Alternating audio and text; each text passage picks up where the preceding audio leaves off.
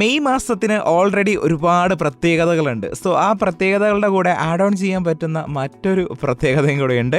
നമുക്ക് എല്ലാവർക്കും അറിയാവുന്നതുപോലെ മെയ് മാസം എന്ന് പറയുന്നത് ആർത്രൈറ്റിസ് മന്തും കൂടെയാണ്. സോ ആർത്രൈറ്റിസിനെ പറ്റിയിട്ട് ഡീറ്റെയിൽഡ് ആയിട്ട് സംസാരിക്കാൻ നമ്മളോടൊപ്പം ഒരു സ്പെഷ്യൽ ഗസ്റ്റ് ജോയിൻ ചെയ്യുന്നുണ്ട്. നമസ്കാരം, ഞാൻ doctor Rachel Oommen, consultant rheumatologist at doctor KM Cherian institute of medical sciences, Kallissery. Doctor, ഈ ആർത്രൈറ്റിസ് എന്ന് പറയുന്നത് ഒരു രോഗമാണോ അതോ ഒരു രോഗലക്ഷണമാണോ? ആർത്രൈറ്റിസ് ജസ്റ്റ് ഒരു സിംറ്റം, ഒരു രോഗലക്ഷണം മാത്രമാണ്, അതൊരു അസുഖം ഒന്നും അല്ല. ഓക്കെ, സോ ജസ്റ്റ് ലൈക്ക് നമുക്കൊരു തലവേദന വരുമ്പം അതിന്റെ ഒരു കാരണം കാണത്തില്ലേ, അതുപോലെ ഈ സന്ധികളിലെ വേദന വരുമ്പോഴാ അതിൽ നീർക്കെട്ട് വരുമ്പം ജോയിന്റില് നമുക്ക് ജോയിന്റിനകത്ത് സന്ധികളിനകത്ത് ഇൻഫ്ലമേഷൻ വന്ന് അതിന്റെ ചുറ്റും ചോമ്പും സ്വെല്ലിങ്ങും രാവിലെ എഴുന്നേറ്റ് വരുമ്പോൾ ഉള്ള വേദന, സ്റ്റിഫ്നെസ്സിനാ നമ്മൾ ആർത്രൈറ്റിസ് എന്ന് പറയുന്നത്. ഇപ്പൊ അത് പ്രായം കുറഞ്ഞ ആൾക്കാർക്കൊക്കെ വരാൻ ചാൻസ് ഉണ്ടോ? ഡെഫിനറ്റ്ലി ആർത്രൈറ്റിസ് ഒരു ഏജ് ഗ്രൂപ്പിൽ വരുന്നതല്ല. അത് ചെറിയ പിള്ളേർക്ക് തൊട്ട് വലിയവർക്ക് വരാം. കോമൺലി ഈ സ്ത്രീകളിലാണ് വരുന്നത്, ഒരു ബിറ്റ്വീൻ 20 to 50 ഇയേഴ്സിലാ കോമൺലി നമ്മൾ കാണുന്നത്. പക്ഷെ ആണുങ്ങളിലും വരാം, കൊച്ചു പിള്ളേർക്കും വരാം. അങ്ങനെയാണെന്നുണ്ടെങ്കിൽ മാഡം, ഞാനൊരു കാര്യം ചോദിക്കട്ടെ. ഇപ്പം ഞാൻ ഏറ്റവും കൂടുതൽ പേടിക്കുന്നത്, ഇപ്പം 26 years old, അപ്പോൾ ഈ കഷണ്ടി പാരമ്പര്യമായിട്ട് കിട്ടുമെന്ന് ഞാൻ പറഞ്ഞു കേട്ടിട്ടുണ്ട്. അപ്പൊ ഇതുപോലെ ആർത്രൈറ്റിസ് പാരമ്പര്യമായിട്ട് കിട്ടുമോ? ഇല്ലെന്ന് പറയാൻ പറ്റത്തില്ല.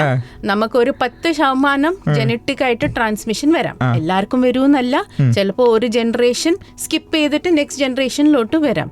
നോ പോസിബിലിറ്റി പറയത്തില്ല, 10% ഒരു ചാൻസ് ഉണ്ട്. അപ്പൊ എന്റെ ഉമ്മാക്ക് ഉണ്ടെങ്കിൽ എനിക്ക് വരാനുള്ള ചാൻസ് ഉണ്ട്. നമുക്ക് എന്തെങ്കിലും ഒരു സിംറ്റം ഉണ്ടെങ്കിൽ അപ്പം തന്നെ ഒരു റുമറ്റോളജിസ്റ്റിനെ കണ്ട് അക്കോർഡിംഗ്ലി അതിന്റെ എക്സാമിനേഷൻ ടെസ്റ്റ് ചെയ്യുന്നതായിരിക്കും നല്ലത്. മാഡം, ഇൻ കേസ് ഒരാൾക്ക് ആർത്രൈറ്റിസ് കൺഫേംഡ് ആയെന്ന് വിചാരിക്കുക, അൺഫോർച്ചുനേറ്റ്ലി അങ്ങനെയാണെന്നുണ്ടെങ്കിൽ നമുക്ക് ഉറപ്പായിട്ടും ഓഫ് കോഴ്സ് മെഡിസിൻസ് എടുക്കേണ്ടി വരും.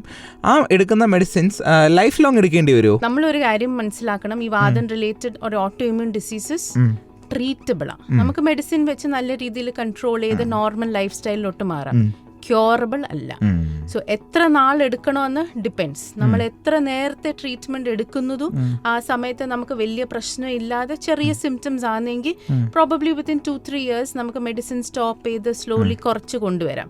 പക്ഷെ ഡിലേ ആവുന്നു, അല്ലെങ്കിൽ നമുക്ക് കോംപ്ലിക്കേഷൻസ് ഒത്തിരി കൂടല്ല, സ്ട്രോങ് ഫാമിലി ഹിസ്റ്ററി ഉണ്ടെങ്കിൽ കുറച്ചും കൂടെ നീണ്ടുപോകും.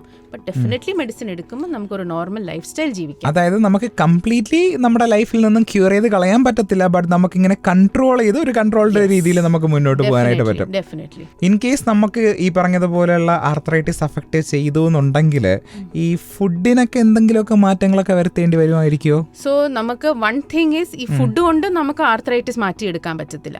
പക്ഷെ ചെറിയ ചെറിയ ലൈക്ക് ഗൗട്ട് എന്ന് പറഞ്ഞാൽ നമുക്ക് ബോഡിയിൽ യൂറിക് ആസിഡ് കൂടുമ്പോൾ നമ്മൾ ജോയിന്റ്സിൽ വരുന്ന ഇൻഫ്ലമേഷൻ ഗൗട്ട് പറയുന്നത്, അത് നമ്മൾ കുറേയൊക്കെ ഫുഡിൽ ലൈഫ് സ്റ്റൈലിൽ വ്യത്യാസം വരുമ്പോൾ കുറയ്ക്കാൻ പറ്റും.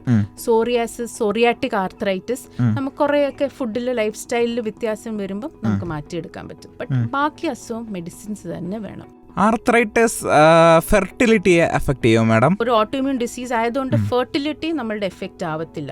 നമുക്ക് കല്യാണം കഴിക്കാം ആൻഡ് ഡെഫിനറ്റ്ലി പിള്ളേരും ഉണ്ടാവും. ഓൺലി തിങ് ഇസ് നമ്മൾ പ്രഗ്നന്റ് ആവുന്ന സമയത്ത് നമ്മൾ റുമറ്റോളജിസ്റ്റ് ഡോക്ടറുടെ അടുത്ത് ഡിസ്കസ് ചെയ്തിട്ട് ഏതൊക്കെ മെഡിസിൻസ് നമുക്ക് നിർത്തിയിട്ട് പ്രഗ്നൻസി സേഫ് ആയിട്ടുള്ള മെഡിസിൻസ് എന്തൊക്കെ എടുക്കണം അത് ഡെഫിനറ്റ്ലി ഉറപ്പാക്കിയിട്ട് കണ്ടിന്യൂ ചെയ്യണം.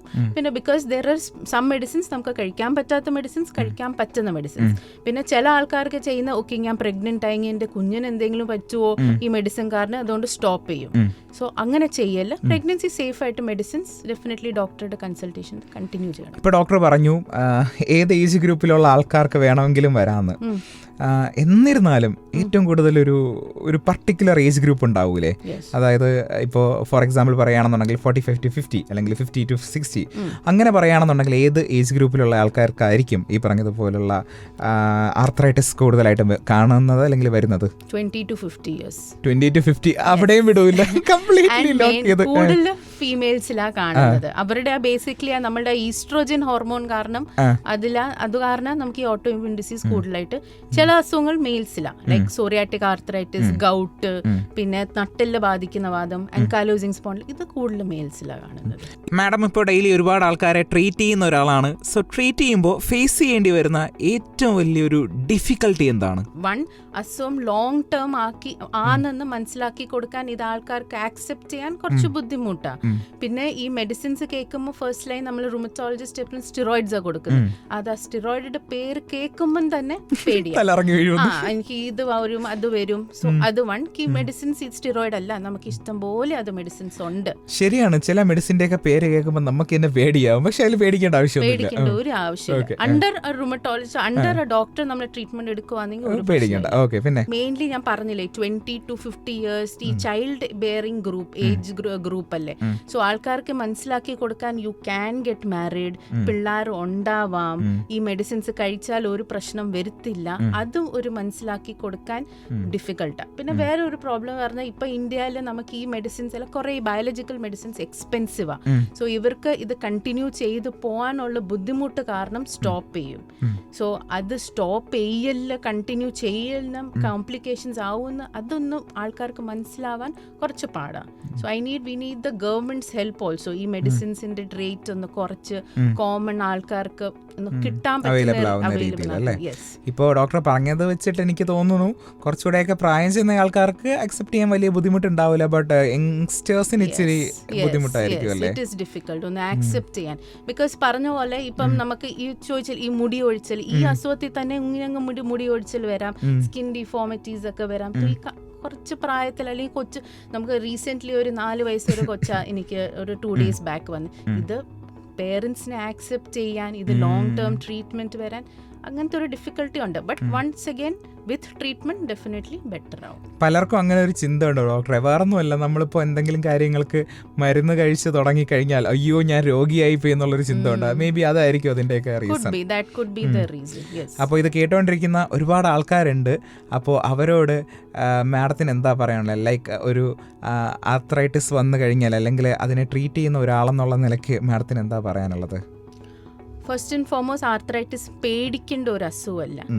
നമുക്ക് അത് ഉണ്ടെങ്കിൽ എത്ര പെട്ടെന്ന് പറ്റും അപ്പം തന്നെ നമ്മൾ ഒരു റുമറ്റോളജിസ്റ്റിനെ ഡോക്ടറിനെ കണ്ടിട്ട് നമ്മൾ സൈൻസ് ആൻഡ് സിംറ്റംസ് ഡോക്ടർ മനസ്സിലാക്കി അതിൻ്റെ ടെസ്റ്റ് ചെയ്തിട്ട് ഡയഗ്നോസ് ചെയ്യുക. വൺസ് ഡയഗ്നോസ് ചെയ്തിട്ട് നമ്മൾ ട്രീറ്റ്മെൻറ്റ് തുടങ്ങുക. ട്രീറ്റ്മെൻറ്റിന് കറക്റ്റായിട്ട് ഫോളോ അപ്പ് ചെയ്യുക, കറക്റ്റ് പറയുന്ന സമയത്ത് ഫോളോ അപ്പ് ചെയ്യുക, ബ്ലഡ് ടെസ്റ്റ് ചെയ്യുക, മെഡിസിൻസ് കഴിക്കുക.